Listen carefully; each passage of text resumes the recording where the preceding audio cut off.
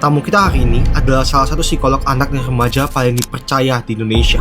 Seseorang yang dipercaya lebih dari 100.000 orang untuk bicara jujur soal kondisi yang selama ini disalahpahami. Selain kita tuh sebenarnya seorang anak yang innocent banget, cuman pengen menyenangkan orang tua. 4 buku, ribuan sesi konseling, dosen, psikolog, semua label itu ada di orang ini. Tapi yang jarang orang tahu, dia pernah ada di titik yang sama dengan kliennya. 2 kali depresi, sekali saat masih kecil dan sekali lagi saat sudah dewasa. Umur 17 tahun aku ngalamin depresi, dan itu membuat aku harus keluar sekolah. Dia bukan cuma belajar soal depresi dari buku, dia pernah hidup di dalamnya.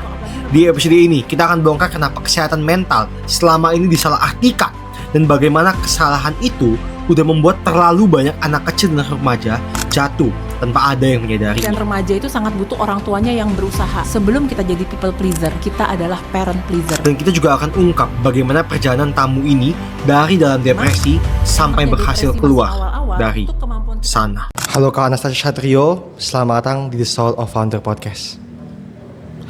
Kak, kasih kita 3 menit, jelasin ke kita siapa itu Kak Anastasia, apa perjalanan hidup Kak Anastasia, dan bagaimana Kak Anastasia sampai di titik saat ini.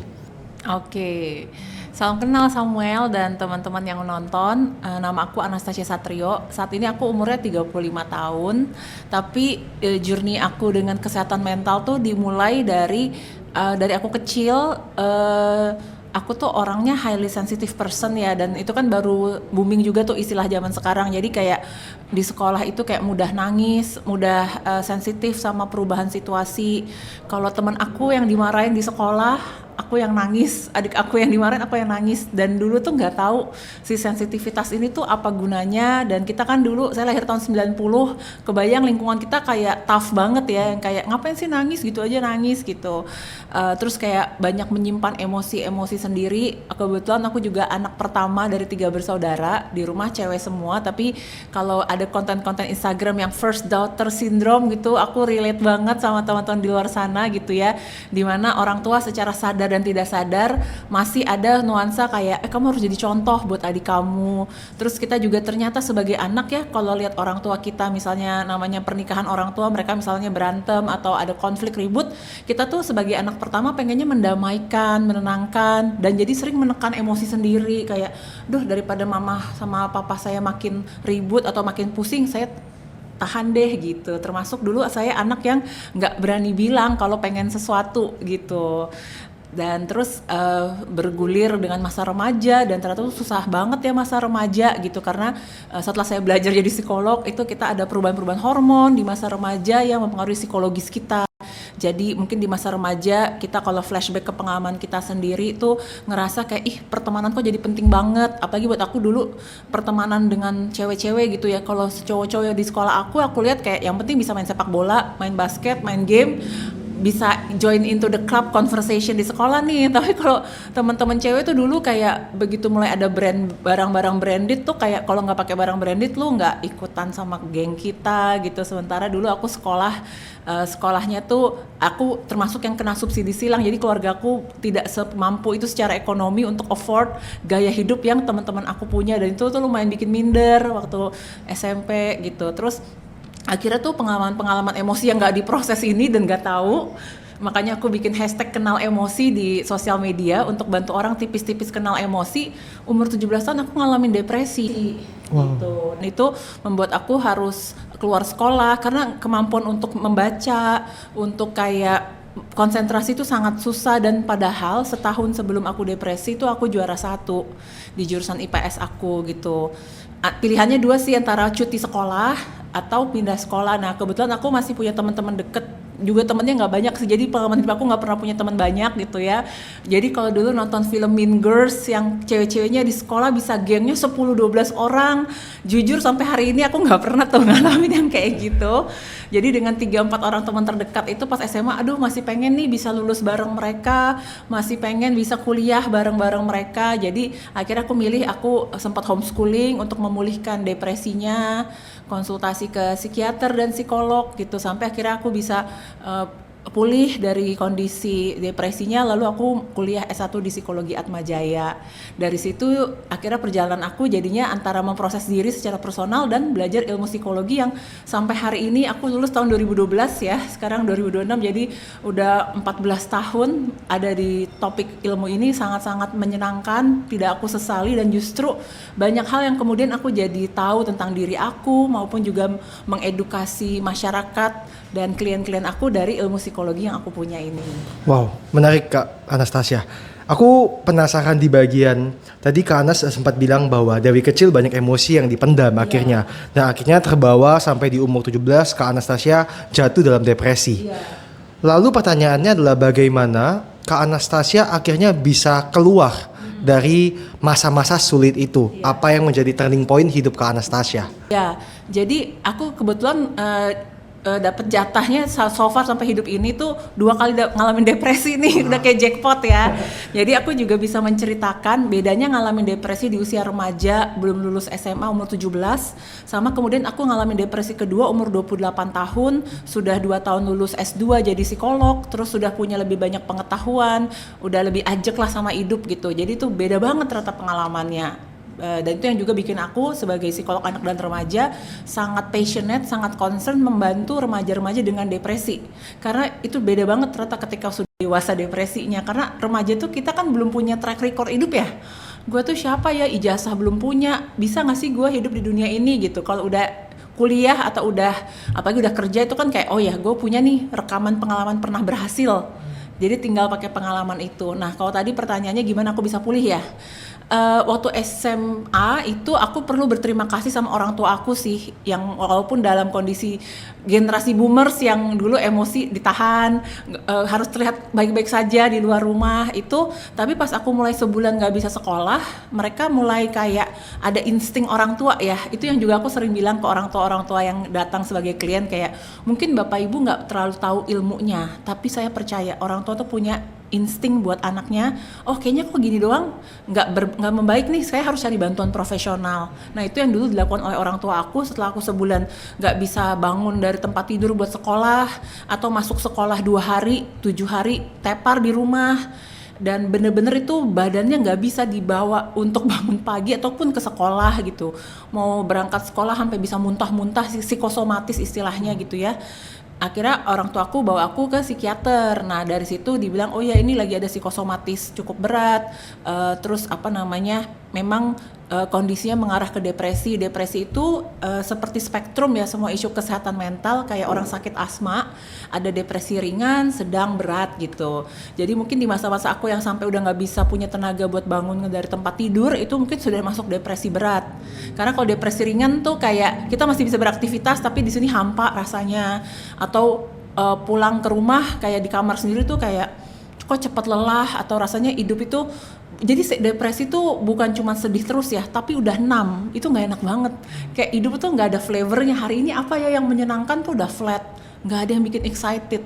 Sampai lama-lama depresi yang cukup berat tuh kita ngerasain makanan tuh nggak ada rasanya. Jadi mirip kayak orang kena COVID, anosmia gitu. Nah itu tuh bikin kita ngerasa nggak ada joy-nya nih hidup ini gitu. Nah jadi aku terbantu dengan aku dibawa ke psikiater, itu pun juga karena usia remaja dan waktu itu juga nggak ada sosial media kayak sekarang. Aku sendiri ngalamin 5 kali ganti psikiater sih, sampai ketemu yang cocok gitu. Jadi kalau sekarang orang-orang ngobrol di threads, aduh nyari psikolog dan psikiater yang cocok tuh kayak gimana, susah gitu. Jadi emang harus cari sampai yang cocok sih untuk membantu kita, karena ini isu manusia ya, nggak bisa cuman sekedar oh ya dia bagus atau yang ini direkomendasi, tapi kita harus ngerasain nih, saya ngerasa didengerin nggak, saya ngerasa dimanusiakan nggak, saya ngerasa gejala-gejala saya membaik nggak gitu. Selain psikiater, terus ke psikolog juga, psikolog klinis. Dari situ juga aku mulai terpapar sama profesi psikolog klinis ini, karena tadinya di keluarga aku nggak ada, di keluarga aku yang pernah jadi psikolog gitu. Nah dari pengalaman setahun memulihkan diri, dan memang namanya juga depresi itu kan inflamasi di otak, jadi anggap aja kayak lagi sakit DBD gitu. Jadi mau dipaksa sekolah kayak orang lain tuh kondisi aku kebetulan saat itu nggak bisa. Tapi sekarang di saat aku sudah 10 tahun terakhir praktek jadi psikolog anak dan remaja, aku mungkin membantu 5-8 orang yang ngalamin depresi di usia remaja masih SMA, dan kita bisa membantu mereka nggak harus pindah sekolah gitu. Karena mungkin sudah lebih preventif, sekolahnya lebih membantu, lebih memahami, orang tuanya juga lebih ngerti gitu. Tapi kondisi aku waktu itu, kalau dilanjutin akunya nggak pulih-pulih karena aku turun sampai 15 kilo waktu itu. Jadi akhirnya memilih untuk meringankan diri dari kondisi belajar yang saat itu kondisi aku nggak mampu karena lagi lemah banget badannya dan otak pikirannya. Jadi fokus ke recovery. Jadi aku bisa tuh kayak seminggu sekali ketemu psikiaternya, ketemu psikolognya. Jadi fokusnya emang pemulihan. Mungkin kalau teman-teman yang amit-amit kayak abis kecelakaan atau cedera, ya fokusnya pemulihan. Nah itu yang dulu aku alamin di usia remaja itu. Sampai kemudian akhirnya beda semester itu aku mulai masuk sekolah, di sekolah yang bisa terima aku, dan waktu itu karena aku sangat terganggu secara kemampuan kognitif berpikirnya, aku tuh udah didaftarin buat ujian paket C SMA-nya. Tanpa aku sadar kalau aku pengen masuk ke jurusan kuliah yang aku pengen, aku nggak bisa pakai paket C waktu itu gitu. Jadi itu juga aku merasa ada pertolongan Tuhan sih, pelan-pelan pulih. Jadi target aku dari bahkan udah pindah sekolah pun aku nggak bisa masuk sekolah 5 hari full. Kayak 3 hari masuk, 2 hari tepar, 4 hari masuk, 1 hari tepar. Jadi dan itu sebenarnya lagi dibutuhin remaja dengan depresi gitu ya, untuk kayak dikasih waktu untuk dia recovery, nggak bisa kayak terlalu strict gitu. Dari situ pelan-pelan begitu ternyata aku bisa keterima di jurusan kuliah yang aku mau. By the way, tadinya aku masuk ke jurusan manajemen. Alasannya karena aku suka presentasi. Anak SMA kan simple mikirnya ya. Terus mamaku ajak lihat lagi kayak visi misi kampusnya, jurusannya. Terus aku baru ingat kalau aku tuh dari SMP itu suka banget baca novel-novel atau cerita-cerita yang menceritakan kehidupan orang secara mendalam. Terus juga terinspirasi banget sama buku ceritanya Helen Keller, yang dia buta, tuli, nggak bisa mendengar, tapi dia punya guru namanya Anna Sullivan yang nemenin dia dari TK sampai dia lulus kuliah. Bahkan Helen Keller ini hidup di masa yang perempuan itu nggak bisa sekolah tinggi, tapi dia bisa kuliah bahkan dalam keadaan buta dan tuli. Kenapa? Karena punya si ibu Anna Sullivan yang nemenin dia. Nah aku tuh udah tertarik tuh sama cerita-cerita kayak gitu, tapi nggak tahu ini kerjaannya apa ya namanya ya. Tapi bukan guru yang nanganin banyak orang gitu. Atau cerita seperti dulu tuh zaman aku kecil, generasi 90-an mungkin bisa relate ya, kita ada buku komik seri tokoh dunia. Jadi tokoh-tokoh dunia dibikin komik, jadi seru bacanya. Nah itu tokoh-tokoh yang aku suka, Siddhartha Gautama dan Florence Nightingale. Florence Nightingale tuh perawat di zaman Perang Dunia Kedua yang dia kegiatannya itu mengunjungi setiap orang yang lagi sakit, diajak ngomong untuk membantu mereka lebih punya semangat hidup gitu. Dan kalau Siddhartha Gautama kan dia beliau tuh kayak gimana kita bisa memberikan ketenangan, peacefulness ke orang-orang gitu dengan jalan hidup yang diajar. Jadi tokoh-tokoh itu yang udah kayak mesmerize di kepala aku. Terus ada buku kayak A Child Called It, itu Dave Pelzer yang cerita bagaimana dia bertumbuh di keluarga yang sangat dysfunctional, 6 bersaudara, ibunya alkoholik. Ini ceritanya di Amerika ya, real story. Terus dia itu sering dihukum sama ibunya, nggak dikasih makan, lagi musim dingin dia suruh tinggal di basement, bahkan pernah sampai harus makan kotoran adiknya. Dengan cerita hidup yang wah jadi begajulan nih udah gedenya, ternyata enggak loh gitu. Itu karena dia bertemu orang yang baik di hidup dia, yang bisa bantu dia. Terus juga ada dulu cerita based on true story juga, namanya Tori Hayden, dan dia pernah datang ke Indonesia. Tori Hayden itu seorang guru di komunitas anak-anak marginal yang anak-anaknya tuh kayak tinggal di komunitas yang kriminalitas tinggi, penuh kekerasan segala macam. Bahkan sampai ada murid dia, anak kelas 1 SD itu ngalamin pelecehan seksual dari omnya. Dan itu kita udah tahu nih, oh kalau nggak kecil ngalamin pelecehan seksual pasti gedenya juga jadi sama nih. Tapi enggak juga, karena punya si guru, si Tori Hayden yang sangat empati, sangat melihat dia sebagai manusia, nggak melihat latar belakang keluarganya, percaya bahwa ada goodness dalam dirinya. Nah hal-hal kayak gitu tuh yang bikin aku kayak, kalau aku bisa ada di pekerjaan yang kayak gini, aku kayak seneng banget. Dan ternyata itu ada bibit-bibitnya dari zaman SMP, dari suka membaca buku. Oke, itu jadi kayak panggilan hidup bagi Kak Anastasia juga ya. Aku tadi penasaran di bagian ini Kak. I think banyak banget anak muda yang mungkin mengalami posisi yang sama kayak Kak Anastasia dulu. Mereka terpendam emosinya, mereka tidak ngerti bahwa apa sih sebenarnya yang terjadi dengan mereka. Lalu aku punya pertanyaan adalah, dalam kondisi kakak saat umur 17 mengalami depresi, saat bertemu dengan psikolog, apa satu pesan atau satu pembelajaran yang paling kakak ingat dari psikolog tersebut yang akhirnya ngebuka pikiran kakak bahwa oh ini loh kenapa aku ternyata depresi dan aku tuh bisa keluar loh dari kondisi ini itu. Iya, aku jadi udah mau terharu nih inget pengalaman ketemu sama psikolog pertama aku, Bu Ajeng namanya, di RSPAD Gatot Subroto, dan beliau udah almarhum sekarang. Itu yang menariknya adalah, dan itu juga aku pakai dalam praktek sebagai psikolog untuk menghadapi remaja, adalah dia memvalidasi pengalaman aku. Kayak, oh ya rasanya berat banget ya jadi kamu ya, rasanya nggak enak ya kayak harus selalu jadi anak yang baik. Kayak aku juga ngerasa aku banyak ngalamin good girl syndrome tuh yang orang suka bahas gitu kan. Jadi gak enak terlalu jadi orang yang terlalu baik, karena kan anak kecil emang hidupnya harusnya playful dan melakukan kesalahan-kesalahan ya. Kalau terlalu berusaha jadi kayak orang dewasa sok mature, malahan banyak emosi terpendam. Jadi yang aku ngerasa terbantu sama Bu Ajeng waktu itu adalah dia memvalidasi pengalaman-pengalaman aku sebagai anak remaja gitu. Sementara kalau mungkin kita ngobrol sama orang yang nggak paham, misalnya kayak lagi acara keluarga besar atau ketemu orang kan selalu ya udah kamu bersyukur sih udah bagus punya orang tua masih sekolahin.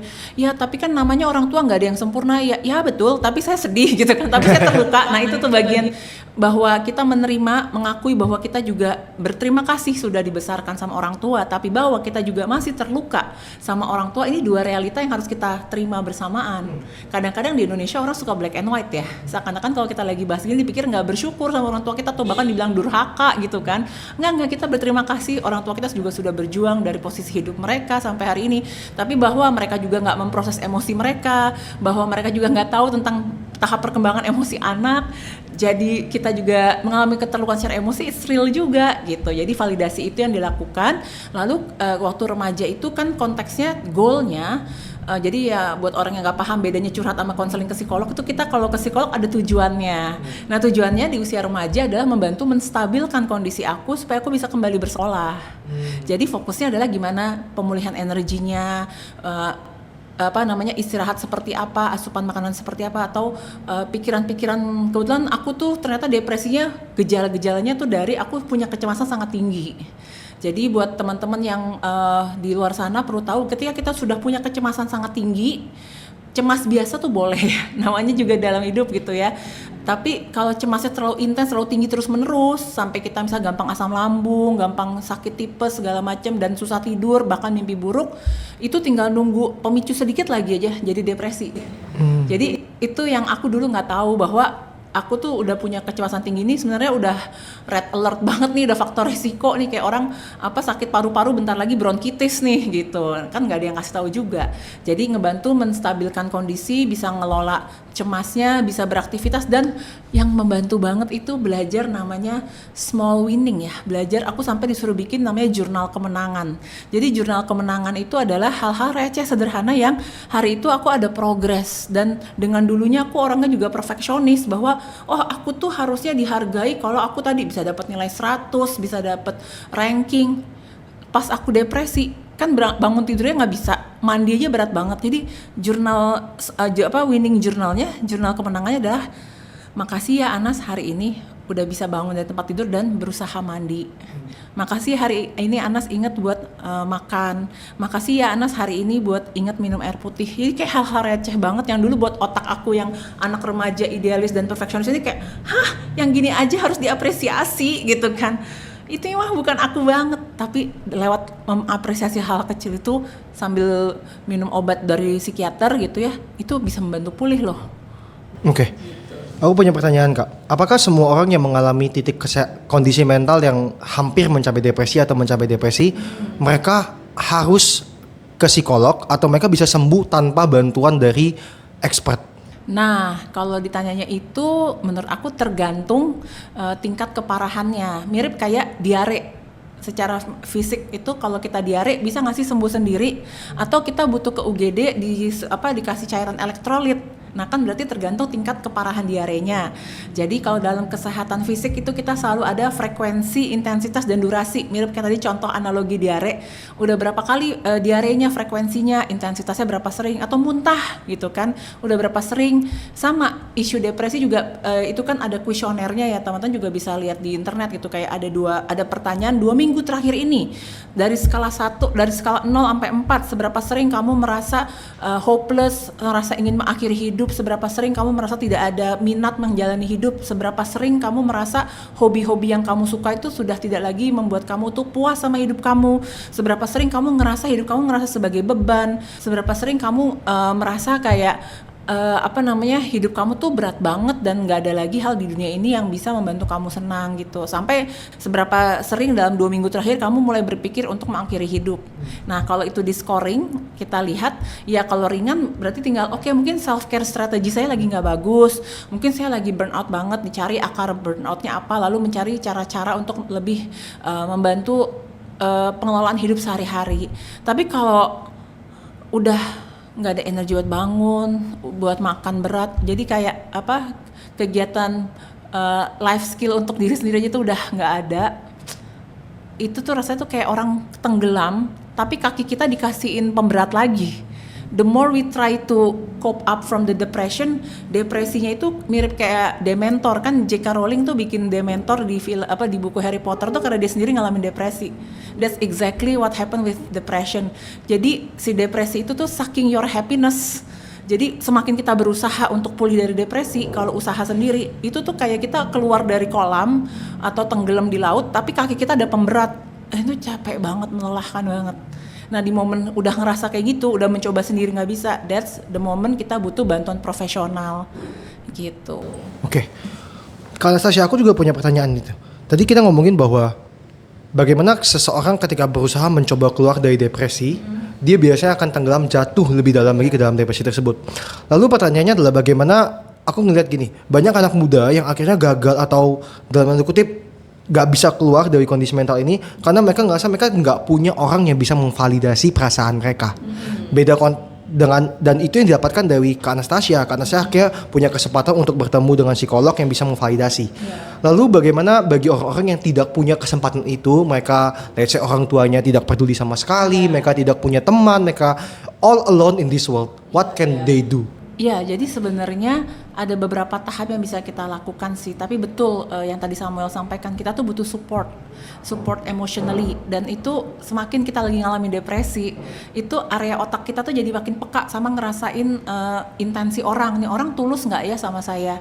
Waktu saya depresi yang kedua kali umur 28 tahun dengan udah lebih punya pengetahuan dan kosakata nih, saya sampai bilang ke adik saya, oh ternyata depresi itu kayak balik lagi ke masa bayi ya. Bayi itu kan ditinggal sebentar langsung rasanya gelisah, ditatap orang nggak enak, itu kayak langsung kita ngerasa insecure, ditatap atas bawah tuh langsung ngerasa nggak nyaman. Makanya ke kerumunan kalau lagi depresi kuat itu nggak kuat, karena itu kayak feels very strange gitu. Tapi kalau makin orang nggak ngerti kan makin dianggap aneh kan, padahal oh berarti depresinya lagi aktif, lagi kuat banget nih gitu.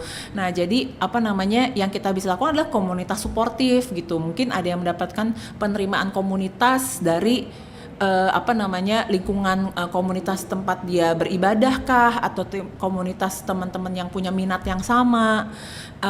Kadang-kadang ketika depresi terjadi di usia anak atau remaja, itu kebanyakan stresor atau pemicu depresi itu keluarga. Jadi nggak mungkin dia nyari bantuan ke keluarga, karena keluarganya yang bikin saya depresi nih. Jadi nggak mungkin cari bantuan ke keluarga, apalagi kalau misalnya keluarganya belum percaya nih, kurang berdoa kali, kurang iman gitu ya. Jadi harus cari komunitas-komunitas lain. Saya pikir saat ini cukup bersyukur ada komunitas-komunitas sosial media online yang bisa mengakomodir proses-proses acceptance itu. Namun juga saya juga melihat dari cerita-cerita klien-klien remaja saya juga malah sesama yang ngalamin depresi atau udah sampai ke self harm saling cerita nih, itu bisa triggering gitu, kayak saya abis nyayat nih, itu gitu, kayak itu tuh justru kayak lah nanti jadi makin terpicu. Makanya juga kalau dengan jurnalisme yang benar, kalau teman-teman perhatiin itu berita bunuh diri itu nggak pernah boleh ditulis detail, karena kalau ditulis detail cara dia mengakhiri hidup itu membuat orang yang lagi ada depresi makin otaknya kepikiran ke arah sana. Mirip kayak orang yang kecanduan narkoba atau sudah recovery, Itu dia kalau lihat jarum suntik lagi, atau lihat deh kenapa iklan-iklan tentang pengguna narkoba tuh nggak pernah spesifik ada jarum suntik langsung disuntikin, karena itu men-trigger mereka di otaknya. Jadi harus ada kode etiknya tuh dalam cara kita menceritakan, menampilkan berita dan menginformasikan gitu, karena itu gampang banget men-trigger orang-orang yang lagi udah di ujung jurang ini dalam kondisi mental health-nya. Wow, oke. Kak Anastasia, aku punya argumen seperti ini. Jadi aku melihat bahwa banyak orang ketika mereka depresi atau mereka sedih dan stres, aku pun ngerasain diriku sendiri adalah aku cenderung untuk mengurung diriku dari dunia luar. Karena aku nggak mau emosiku akhirnya mempengaruhi mereka dan lain-lain. Aku ngerasa nggak aman. Nah, apa tips yang bisa Kak Anastasia kasih ke orang-orang yang semakin mereka stres, semakin mereka depresi, mereka semakin jauh dari dunia, which is akan semakin berbahaya pastinya. Nah, sebenarnya menariknya kesehatan mental yang tadi aku bilang itu ternyata kesehatan mental tuh spektrum, kayak spektrum warna. Kayak ada warna merah muda, fuchsia, merah tua gitu ya, atau ringan, sedang, berat. Jadi kalau ditanya, atau gini deh, kita butuh mandi nggak? Butuh. Mandi yang ideal berapa lama sih? 15 menit, 10 menit. Tapi kalau mandi 3 jam gimana? Masuk angin. Jadi semua itu harus ada dosis dan takarannya. Maksudnya kayak boleh nggak sih ngurung diri kalau lagi stres sama dunia, overwhelm, atau matiin HP? Boleh kalau 1-2 hari, 3 hari gitu, tapi kalau udah 2 minggu, sebulan, nah ini kayaknya kondisi yang udah nggak baik-baik aja. Nah memang enaknya depresi masih awal-awal itu kemampuan kita berpikir masih ada, Samuel. Kayak misalnya kita udah mulai ngerasa, kan ada nih orang-orang, aku juga dulu termasuk emotional eating, kalau lagi stres makan banyak gitu. Nah kan pas kita udah makan banyak, selain menyesal, ada momen kita gini, kok kayaknya gue pelariannya ke sini ya, kayaknya nggak sehat. Nah itu kan masih ada cara kemampuan berpikir. Nah itu sebenarnya orang yang bagus, yang sehat. Makanya dalam dunia konseling, kesehatan mental, psikologi itu kita akan selalu bilang awareness adalah kunci. Kesadaran tuh penting. Sadar bahwa saya lagi terjerembab begini, sadar bahwa saya kondisi lagi nggak baik-baik aja, itu sangat membantu. Tapi kalau udah nggak sadar, itu yang lebih bahaya dan kadang yang butuh digeret sama orang lain gitu. Dan kadang kalau isunya digeret orang lain kan banyak tuh isu-isu anak kuliah yang depresi, ngurung diri di kosan, udah jauh dari orang tua, temennya juga mungkin terbatas, mau temennya gedor-gedor kalau dia nggak mau keluar gimana? Kan nggak mungkin kita seret keluar. Nah kondisi-kondisi itu yang memang dalam edukasi saya selalu bilang lebih baik preventif, pencegahan, atau kalau ibaratnya kayak baru ringan-ringan dikit kita udah mulai cari bantuan, karena kalau udah tenggelam banget, wow, itu nariknya lagi, itu untuk keluar tuh lama dan susah sekali. Tapi apakah semua orang bisa sembuh dari kondisi kesehatan mental yang akut ya, atau yang depresi yang parah? Apakah semua orang bisa sembuh atau emang ada beberapa orang yang tidak bisa? Nah ini juga fundamental, pemahaman yang fundamental yang saya pelajari di perkuliahan psikologi, di mana definisi dalam kesehatan mental itu pulih, heal, bukan sembuh. Kalau sembuh itu kan kayak pilek sembuh pilek, tapi kalau dalam kesehatan mental kita selalu bilangnya itu pulih. Pulih itu adalah misalnya kita bisa kembali ke kondisi yang baik-baik aja, tapi bahwa masih ada bibit itu masih ada gitu. Jadi kemudian saya sendiri pribadi memahami bahwa kondisi kesehatan mental tuh kayak punya asma, karena kebetulan di keluarga saya ada genetik asma, adik saya punya asma berat. Jadi kayak kalau asma itu kan kalau kita maintain, kita kelola hidupnya baik, bersih, sehat, stresnya juga terkelola, asmanya nggak kambuh. Tapi kalau kita lagi buruk makan banyak ultra processed food, banyak asap rokok, polusi, banyak stres yang bikin deadline gitu, asmanya kambuh. Jadi lebih ke memaintain itu sih. Saya juga setelah saya umur 28 tahun mengalami depresi yang kedua, dan itu udah sampai suicidal thought, saya harus minum obat psikiater 3 tahun sambil ke psikolog juga gitu. Kemudian saya setiap tahun tuh kalau kayak medical check up secara psikologis itu adalah saya bertanya ke diri atau mengevaluasi tahun ini seberapa sering suicidal thought-nya muncul atau seberapa sudah tidak muncul. Jadi itu yang jadi indikator bahwa oke, kayaknya saya kondisinya lagi baik dengan dilatih dengan self care strategis yang bagus. Kemudian ketahuan bahwa kondisi depresi saya karena undiagnosed ADHD. Jadi ketika ADHD-nya terkelola, cemasnya terkelola, suicidal thought-nya juga terkelola gitu. Jadi itu yang ngebikin kayak maintenance aja sih, mirip kayak orang dalam sakit fisik kayak punya kolesterol tinggi, punya diabetes gitu. Bisa sembuh nggak? Bisa membaik kondisinya asal kita kelola kehidupan sehari-harinya atau self-care strategis itu. Oke, apa perbedaan ketika Kak Anastasia merasakan depresi saat umur 17 dan saat umur 28 tahun? What's the one thing yang very different yang Kak Anastasia rasakan? Kalau umur 17 itu rasanya dunianya itu cuma satu dimensi. Cuman saya dan sekolah, terus kayak udah kayak black and white, all or nothing gitu. Bahkan saya sampai nangis-nangisnya itu adalah kayak sedih kalau nanti lulus tuh ijazahnya nggak dari sekolah itu. Kayak it's the only thing, kayak mungkin kacamata kuda kali ya namanya anak SMA kayak gitu. Terus kayak keinginan atau awareness untuk membantu dirinya tuh nggak ada. Jadi emang kenapa kalau klien-klien remaja itu sangat butuh orang tuanya yang berusaha. Jadi kayak saya suka bilang sama orang tua kayak di dunia ini orang lain boleh menyerah tapi tidak untuk orang tua. Dalam membantu anaknya pulih dari kesehatan mental tidak ditentukan dari seberapa berat isu kesehatan mental yang dialami anaknya, tapi seberapa orang tuanya tidak putus asa, tidak menyerah dan mau terus berjuang buat anaknya, dan termasuk berjuang untuk mereka sendiri memproses isu emosi mereka. Karena berjuang dalam isu kesehatan mental tuh bukan usaha hardcore yang kayak kita lomba high rocks yang kayak ayo makin kita usahain didorong makin maju, enggak. Makin kitanya tenang di sini, makin kita memproses trauma-trauma kita sendiri.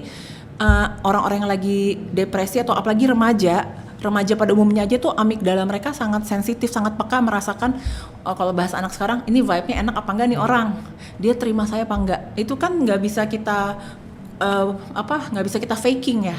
Jadi harus memproses dari dalam.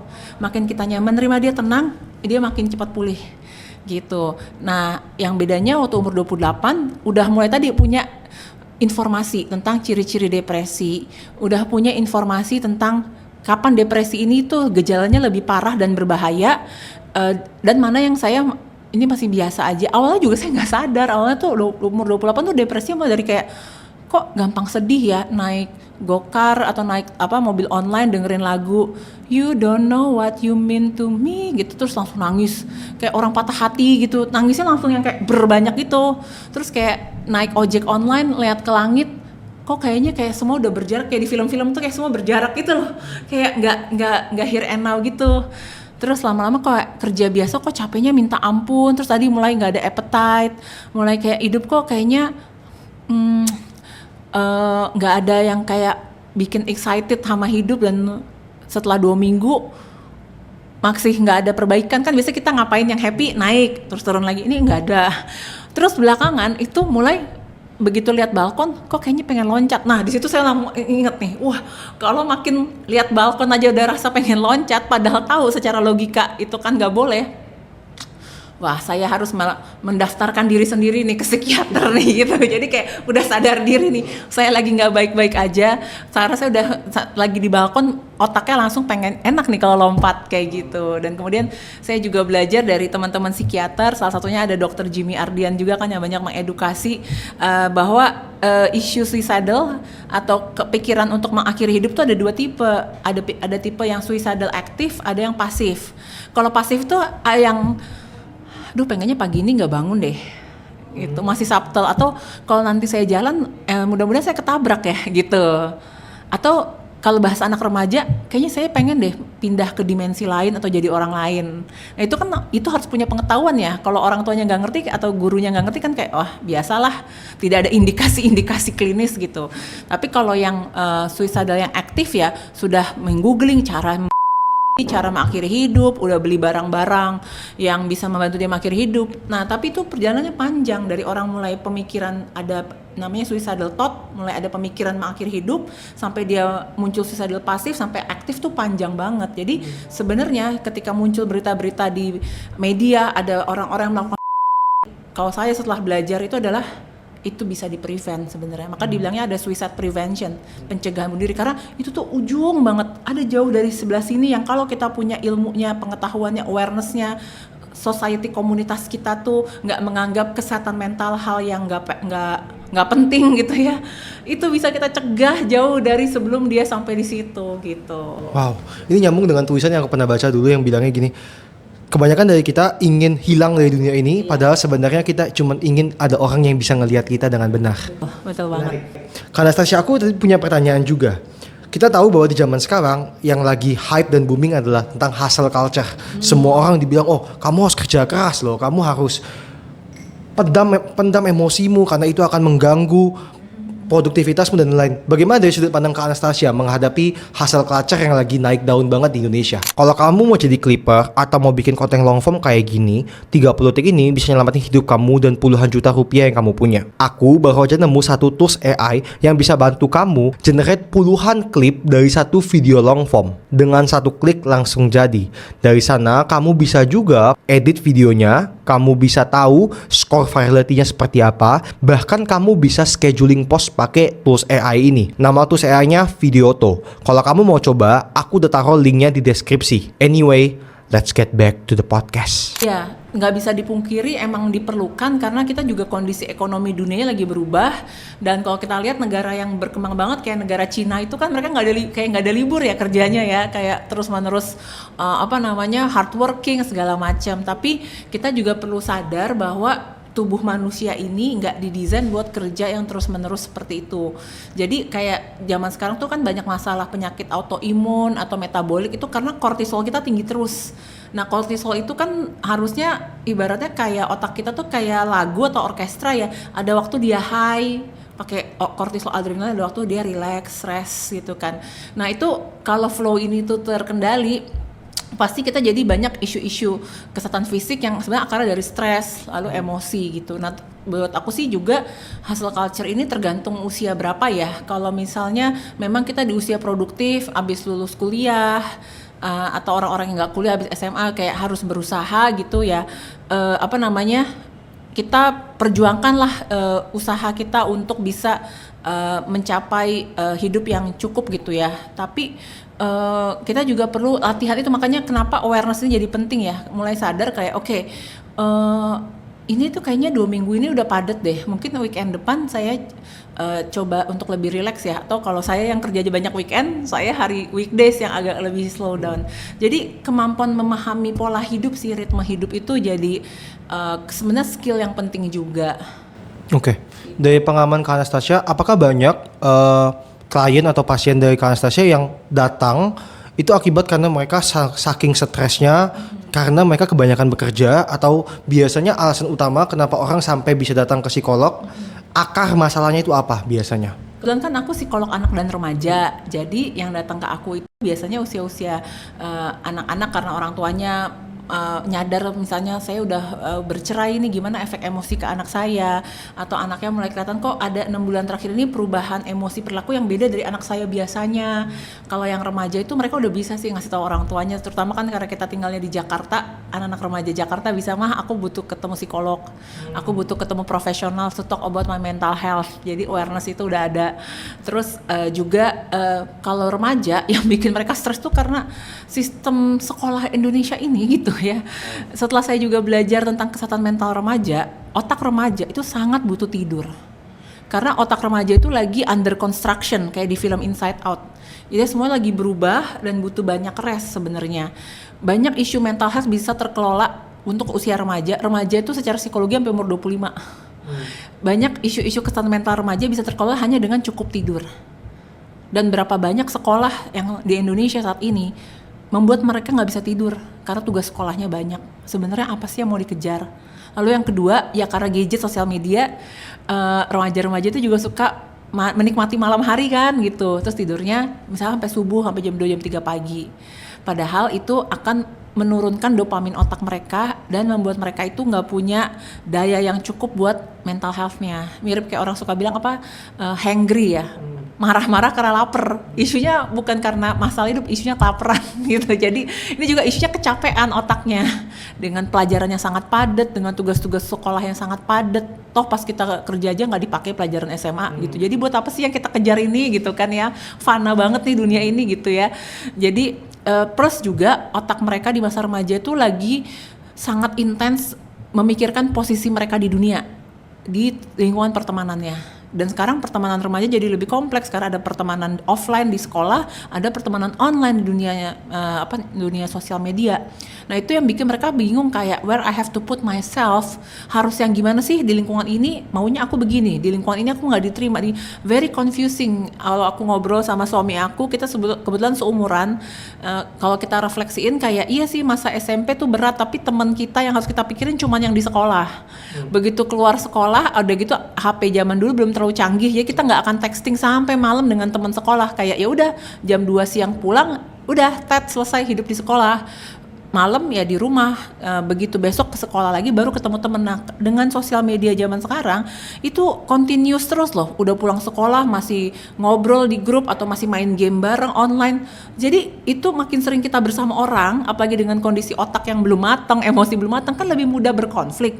Nah itu yang jadi bikin masalah banyak situasi-situasi zaman sekarang buat anak-anak remaja ini, di mana memang secara perkembangan otaknya, kemampuan mereka buat problem solving itu masih minim. Jadi apa pembeda antara kapan kita harus sebagai anak remaja atau anak umur 20-an aku bilangnya, kapan kita harus berusaha fit in kepada lingkungan atau berusaha masuk ke dalam sana, atau kapan kita harus mementingkan diri sendiri. Karena I think bagi umur 20-an kita mencari validasi dari dunia. Kita berusaha mendapatkan orang suka kita dan lain-lain. Tapi pasti ada pembedanya, tapi I think it's very tipis. Apa pembeda dan apa yang akhirnya kalau kamu di posisi ini, kamu boleh mencoba fit in, tapi kalau enggak, kamu harus fokusin ke dirimu sendiri. Jadi kalau digambar dalam diagram Venn itu, kalau dicari di Google ada namanya becoming assertive. Jadi assertive itu tengah-tengah, gabungan antara kayak kita berusaha memahami kebutuhan orang lain, tapi kita juga berusaha memahami kebutuhan diri kita sehingga kita ketemu di tengah. Nah, tengahnya tiap orang beda-beda. Tapi dari pengalaman aku, betapa pentingnya seorang anak SMA itu menemukan jurusan kuliah yang tepat buat dia, karena itu akan menentukan kemampuan dia untuk fit in sama lingkungan atau enggak. Aku pernah punya klien anak remaja perempuan yang sangat scientific thinking, suka kimia. Ketika dia di SMA ketemu teman-teman cewek yang sukanya cuman K-pop doang, susah buat dia buat fit in. Dan dia sampai ngerasa kayaknya aku nggak cocok temenan sama cewek, kayaknya aku nggak longer fit in. Terus aku bilang, makanya kita kita screening tes minat bakat kamu, lalu cari universitas fakultas yang jurusannya yang kayak kamu suka. Atau pernah juga punya klien SMA yang dia hobinya gambar terus, di sekolah sampai pernah dilemparin botol aqua bekas cuma gara-gara suka gambar gitu. Dan dia ngerasa nggak ada yang terima aku nggak bisa punya teman. Aku bilang, potensi menggambar kamu nih bagus, kita usahain kamu masuk ke jurusan yang hanya kerjanya menggambar, bahkan tugas kuliahnya menggambar. Nanti kamu akan ketemu teman-teman yang mengapresiasi gambar kamu, dan tiap hari kamu ngomongin soal genre-genre gambar pun mereka akan enjoy ngobrol sama kamu. Kan anak remaja itu sensitif banget sama ekspresi wajah orang yang diajak ngobrol kan. Nah begitu mereka masuk di jurusan yang tepat sesuai minat bakat mereka, kemampuan mereka, kayak isu tentang fit in ini jadi berkurang. Oke. Bagaimana bagi anak remaja yang belum tahu bahkan interest hidupnya apa, dia pengen ngapain? Karena I think dalam konteksku pribadi, aku memilih kuliah karena aku tidak tahu bahkan aku mau kuliah apa, dan I think banyak banget yang kayak gitu. Lalu bagaimana bagi orang-orang yang belum tahu interest hidupnya apa, yang masih mencari what's the meaning of my life gitu loh. Apa yang harus mereka lakukan? Samuel sekarang umur berapa? Aku umur 22. Itu umur-umur 20 sampai 25 tuh fase eksplorasi. Jadi kita bisa eksplorasi lewat kuliah, kan paling nggak dengan kuliah tahu apa yang tidak saya suka. Terus eksplorasi juga kegiatan-kegiatan gitu. Sekarang kan banyak kegiatan, nggak hanya terbatas di kampus, tapi yang maksudnya di komunitas masyarakat juga ada. Lalu mencoba bekerja gitu. Dari pengalaman mencoba mengevaluasi, itu juga akhirnya kita menemukan apa yang kita suka. Dulu aku kayak zaman kuliah itu kayak semua kegiatan mahasiswa dicobain, topik-topik seminar yang beragam topik aku ikutin, magang di beragam tempat gitu, sampai akhirnya jadi temu polanya gitu. Dan aku sendiri juga orang yang setelah menemukan pola itu, aku juga ngobrol sama psikolog dewasa untuk kayak, ini yang saya temuin tentang diri saya. Tapi kalau dari penilaian Mbak atau Ibu itu gimana sih dari segi psikologi dewasa, sebenarnya saya cocoknya tuh ngapain gitu. Aku sendiri tuh baru ketemu di umur 2019 bahwa aku adalah psikolog yang sebenarnya bukan tipe yang terlalu happy untuk ngelakuin laporan psikotes berkali-kali, bikin laporan apalagi dengan setelah tahu punya ADHD gitu kan. Tapi aku seneng banget menggunakan ilmu psikologi yang aku punya untuk speak up, untuk kayak ngasih tahu edukasi ke masyarakat dengan berlatih bahasa yang mudah dipahami orang awam gitu. Kadang-kadang kalau kita di kampus kan kayak terlalu akademis gitu. Terus mengedukasi tipis-tipis di sosial media, bikin postingan gitu. Tapi aku juga bukan tipe orang yang bisa kayak di TikTok kayak bikin video diri sendiri terus-menerus tuh, karena aku juga introvert gitu. Jadi menemukan bahwa oke, aku suka speak up di sosial media, tapi lebih suka lewat tulisan, karena kalau aku suruh yang ngomong tiap hari, aku tuh orangnya nggak segitu ya dapat energi dari bikin video-video vlog gitu. Akhirnya bisa nemu tuh kayak kliknya peace in this world-nya tuh kayak ikigainya tuh nemuin aku di mana ya gitu. Makanya juga aku juga sering dengar kalau di dunia bisnis kan juga ada mentor. Jadi emang butuh ada orang lain yang bisa bantu kita seeing helicopter view dan butuh bertahap dicoba. Mungkin yang menjadi PR buat anak-anak muda zaman now itu adalah kemauan untuk bersabar ya. Jadi sabar tapi coba. Jadi manusia dewasa itu Bang ternyata berat loh. Karena ada banyak orang sudah umurnya dewasa tapi juga immature ya. Tapi dewasa itu ada tadi, oke saya mau coba tapi jangan terlalu too much sampai bikin saya trauma atau burnout.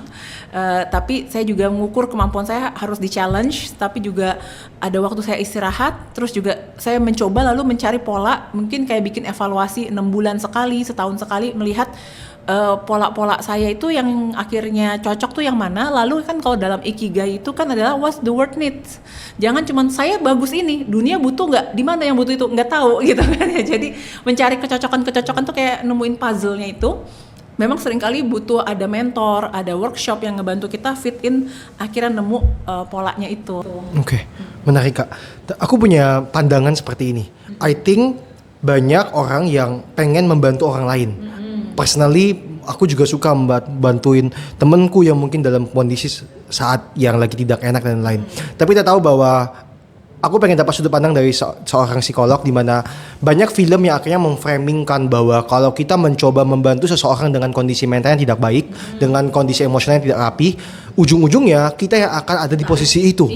Lalu bagaimana bagi orang-orang yang emang panggilan hidupnya membantu orang ini? Apa yang bisa jadi batasan supaya kita tidak terjerumus dalam kondisi mental yang sama?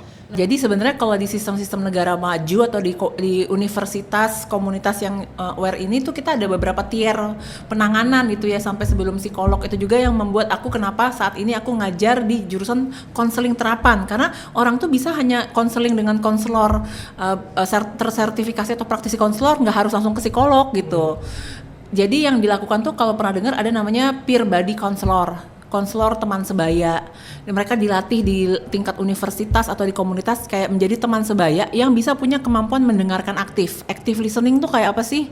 Kayak ngebantu validasi gitu ya. Tapi kita juga harus dilatih P3K supaya kita nggak burn out.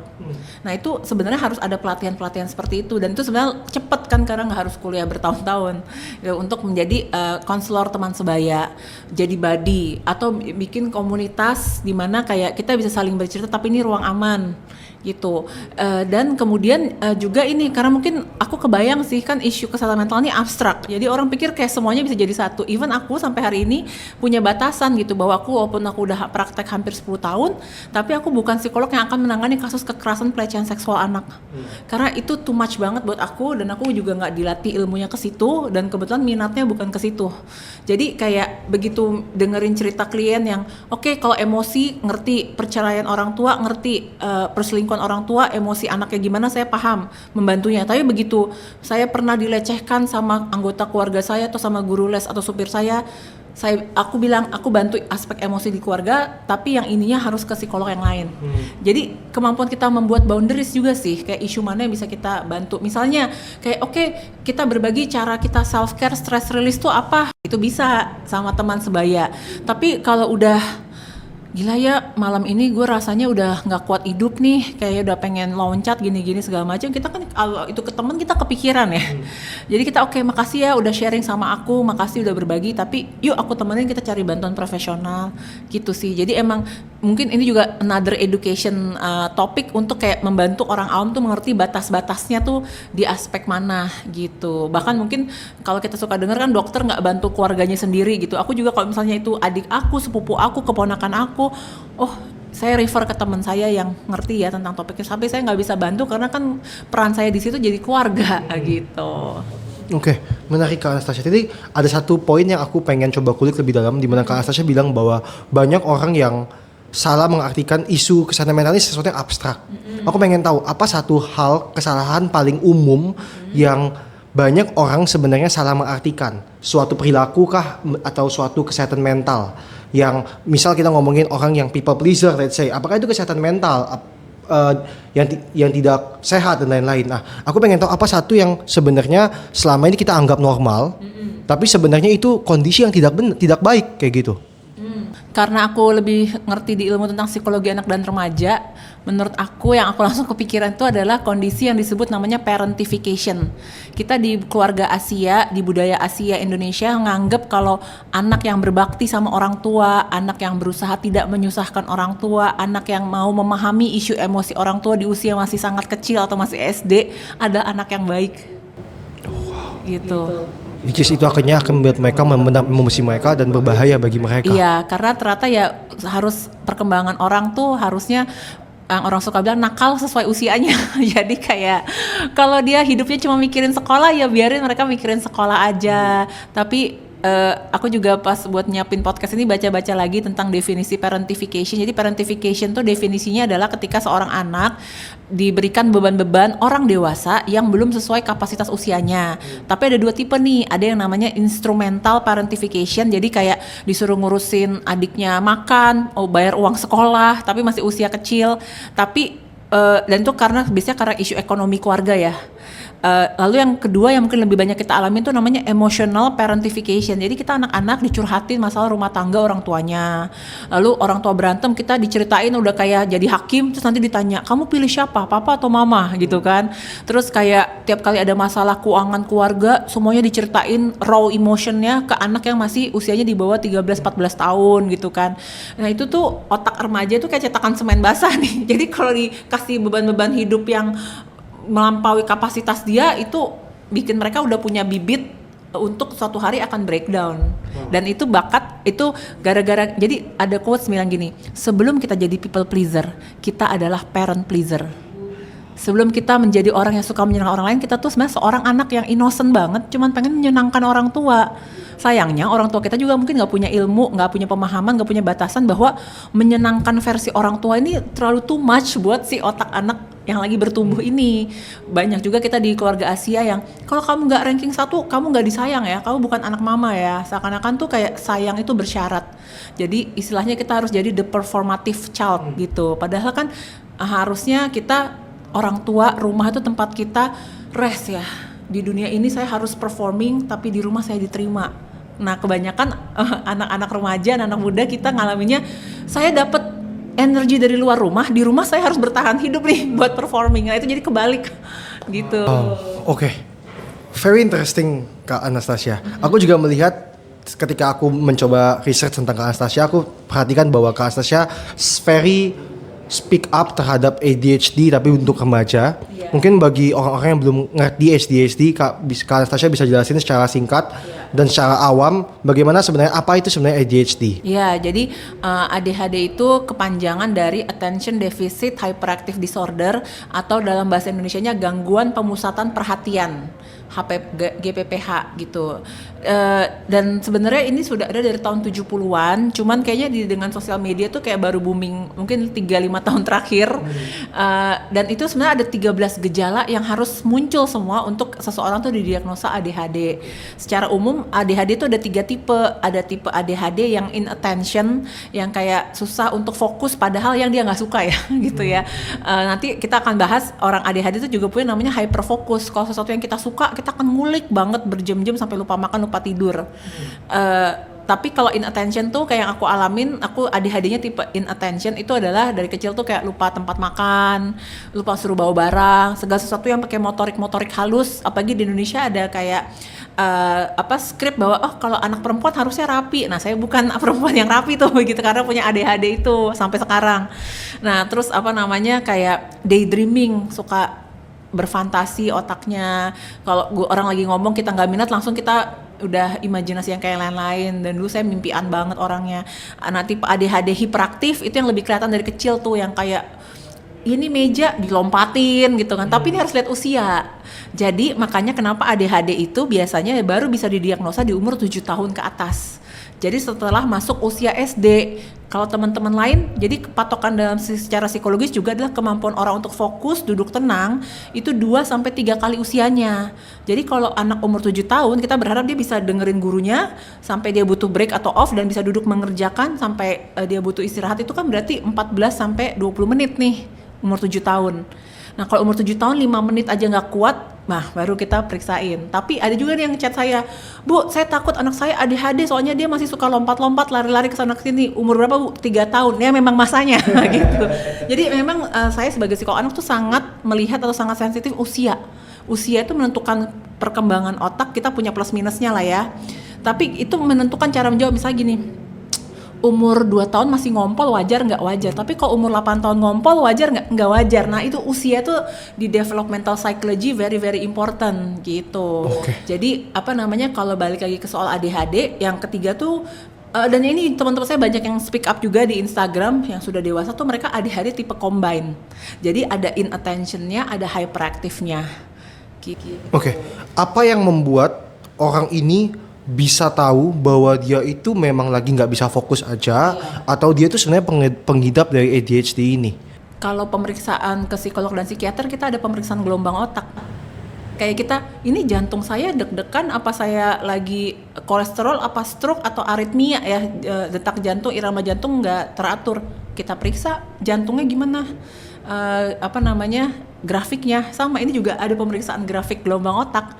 Jadi nggak kita kira-kira kayaknya saya gini deh gitu kan. Itu juga yang orang-orang kan suka bilang suka self diagnose, atau kalau psikolog psikiater pasti bilang jangan self diagnose. Kalau ada kecurigaan boleh, tapi habis itu kita lakukan pemeriksaan ke profesional yang paham gitu. Jadi kita bisa lakuin pemeriksaan gelombang otak, dan ketika diperiksa akan langsung kelihatan bedanya. Ini nggak fokus karena lagi stres, nggak fokus karena lagi cemas, atau misalnya habis berduka, kan kita habis berduka juga susah fokus ya. Atau ini nggak bisa fokusnya emang bawaan neurodevelopmental karena punya ADHD, itu bisa kelihatan banget di pemeriksaan gelombang otak. Aku punya pertanyaan penting. Apakah semua orang ADHD yang let's say yang tidak bisa fokus, they are tertakdir untuk tidak bisa sukses itu? Karena banyak stigma yang bilang bahwa kalau kamu mau sukses, you have to be very focused on something. Interestingly, kalau kita googling di internet gitu ya, 70% entrepreneur di Amerika adalah ADHD person. Kenapa? Mereka punya ide yang out of the box, nggak kayak orang lain. Mereka punya energi yang sangat besar ketika menemukan apa yang mereka suka, hyperfokus gitu. Dan mereka itu kayak karena banyak pengalaman hidupnya harus mencoba.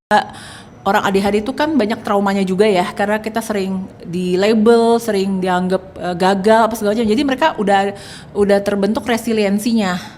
Nah itu kan dibutuhin jadi entrepreneur gitu. Jadi waktu saya edukasi ke sekolah-sekolah, kan guru-guru sekolah di Indonesia, di Jakarta aja banyak yang belum paham soal ADHD kan. Dipikirnya ini mengganggu aja anaknya, nggak bisa ikut aturan, ngomongnya kasar gitu kan ya.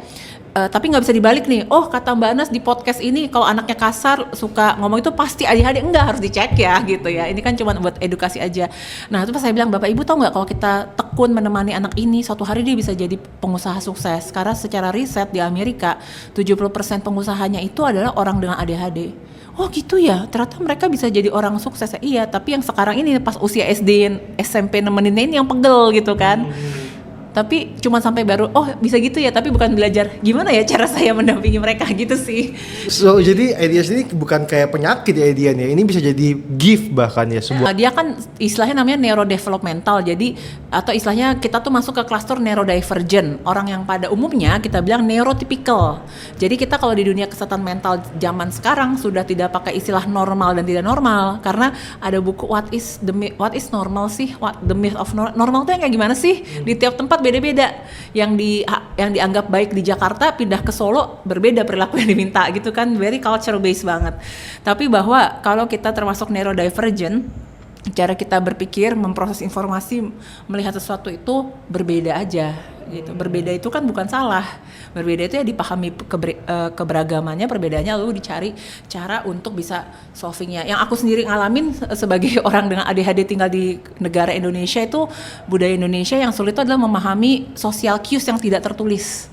Orang ADHD itu agak sulit dinyinyirin. Kalau nyinyir tuh aku nggak nangkep itu nyinyir ya. Kayak disindir tuh susah. Jadi mendingan kayak, Anas, kemarin kamu melakukan ini, tolong sekarang nggak gini, atau kemarin kamu sampai kayak gitu kenapa ceritanya. Tapi kalau kemarin ada ya salah satu di antara kita yang begini-begini, aku nggak bakal itu buat aku. Jadi harus komunikasinya straightforward. Jadi kalau aku ada di lingkungan yang lebih straightforward, I will be very happy. Kalau di lingkungan yang terlalu unggah-ungguhnya banyak. Terus kita harus membaca gestur-gestur orang. Dulu aja aku tuh nggak tahu ya, kalau orang Indonesia suka ngomong, iya nggak apa-apa. Take it as nggak apa-apa beneran loh. Jadi kayak please ngomongnya tuh yang apa yang diucap sama maknanya tuh sama gitu, harafiah gitu. Kalau nggak apa-apa terus tapi gesturnya beda, aku jadi kayak kadang aku harus nanya ke orang lain itu maksud dia apa ya. Nah kebetulan setelah terdiagnosa tuh kayak adik aku, suami aku tuh kayak jadi interpreter buat aku untuk aspek-aspek sosial kayak gini.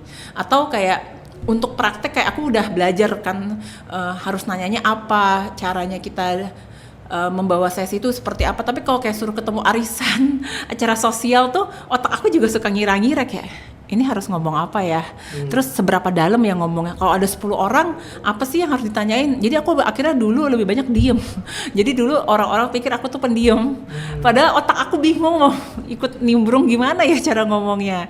Atau nanti di waktu yang lain orang ADHD suka oversharing karena kayak saking banyaknya pengen cerita tapi nggak tahu kayak batasan harus nggak boleh ceritainnya gimana sih gitu. Jadi itu sih paradoks itu yang mungkin dengan ADHD di Indonesia itu jadi ada culture issue-nya nih dibandingin ADHD di negara Western atau di negara Eropa, karena kita sociality di sini tuh banyak banget unscripted social cues. Diharapin harusnya tahu ya, padahal nggak tahu gitu. Wow, berarti apakah ini nyambung akhirnya dengan banyak orang yang punya masalah social awkward, mereka tidak bisa ngobrol sama lain itu karena semua mereka punya ADHD ini? Mungkin, jadi bisa kita cari tahu. Jadi gini kan, kalau nggak tahu tuh bisa kita latih, ada latihan social skill. Tapi kalau udah dilatih social skill masih sulit, kita going to another diagnosis gitu, kayak ini apa ya yang menyebabkan dia nggak tahu. Lalu juga misalnya kalau punya ADHD atau autistik, cara kita ngajarin social skillnya itu nggak bisa lewat omongan wejangan. Sementara di Indonesia generasi sebelum kita orang tuanya sangat suka kasih wejangan nasihat, kamu tuh jadi orang jangan gini-gini segala macem. Kalau ngomong itu ke orang dengan ADHD sama autistik, kita iya keluar ruangan kita udah lupa tadi apa yang diomongin. Kita biasanya butuh bantuan visual gitu. Makanya aku sendiri ngerasa pas aku kuliah S1 psikologi, itu aku bisa dapat nilai cum laude, itu karena pengajarannya udah pakai PPT, udah pakai gambar. Nggak cuman kayak dengerin guru kayak dulu di sekolah SD, SMP, SMA kan ngawang ya kita ya. Jadi begitu ngajarnya pakai visual, tulisannya besar-besar di PPT, otak aku langsung lebih nangkep. Gitu. Jadi juga orang tuh butuh belajar cara berkomunikasinya gimana. Gitu. Kak Anastasia, aku melihat Kak Anastasia sebagai orang yang sangat punya perjalanan hidup yang luar biasa, karena saya juga udah bantu banyak banget orang. Kalau Kak Anastasia bisa kasih satu pesan terhadap anak muda, remaja, apa pesan yang mau Kak Anastasia sampaikan? Ini anak muda remajanya range umurnya berapa?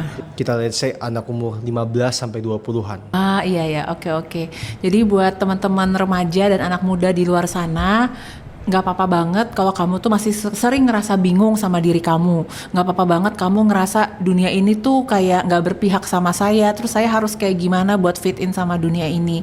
Tapi kamu bisa melakukan langkah-langkah untuk kamu lakuin satu hal yang kamu suka, kamu coba lakukan.